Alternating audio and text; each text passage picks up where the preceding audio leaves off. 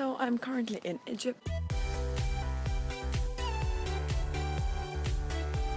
How's my revision going? It's not. That makes me very nervous because I want to be relaxing. The whole point of this 2-week period was to relax and then come back to Russia and start revising properly.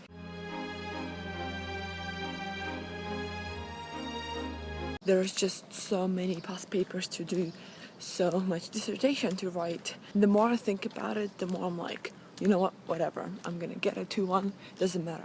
But the fact that they moved grade boundaries this year, I guess I owe an explanation. Here's a reminder of British undergraduate degree classification. You have a first degree, 2-1, 2-2, and a third. As mentioned in one of my previous videos, our grades are not absolute but relative. Getting 75% in 1 year can be a first, and next year it can be a 2-1, and it depends purely on what other people in your year get. The purpose of this scaling is like UMS, to make sure there is a fair marking from year to year.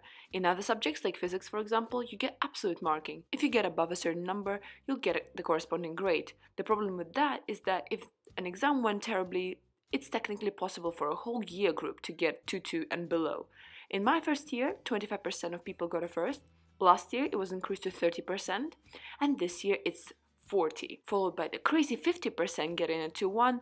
We now have 90% of the year group getting 2-1 and above, which is a requirement for most job offers here. Basically, it's called grade inflation, and it's absolutely terrible no matter what you think, but I'll talk about it some other time. There's a high chance of getting a first, which is 40%. So not getting a first this year actually is so much sadder.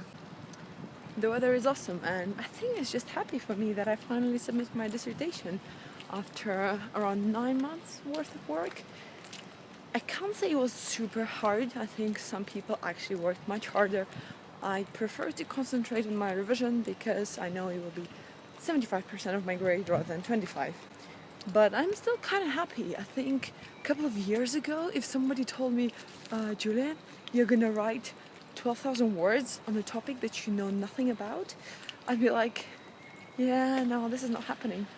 But it did happen. I'm incredibly lucky to have had an amazing supervisor, and now the only thing that's left is past papers. Throughout the years I had very different timetables. So for example, in first year I had 5 exams, both morning and afternoon. In second year I had 4 exams in a row, and finally in third year it's just 3 exams, but also 3 days in a row. This is so incredibly frustrating because it's 2nd of June, literally 2 days until our exams. And what's happening with the Komsky website? Oh, it's crashed. That's the sort of thing that completely, utterly annoys me about the department. They decided to release solution notes yesterday because it needed to be in June. And the fact that we have 3 year groups of 100 undergraduates probably rushing to those solutions now. It's the complete website with all the notes. So people don't have access to even the notes. This reminds me of my first year and not wanting to get up for exams. Same old drill. In 5 hours I have my first exam. Time to revise. 2 hours left. Revising.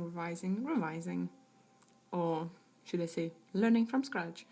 When I was revising this year, I had a lot of nostalgic feelings. I had the realization that if I don't do masters next year, this might be it. My last ever exam in life. The last time of sitting in the library till midnight. The last time cursing the lecturers for not providing good notes. A lot of last times this term. At the same time, I have these moments of appreciation that I was lucky enough to have studied in Cambridge and have been taught by world-recognized people in the field.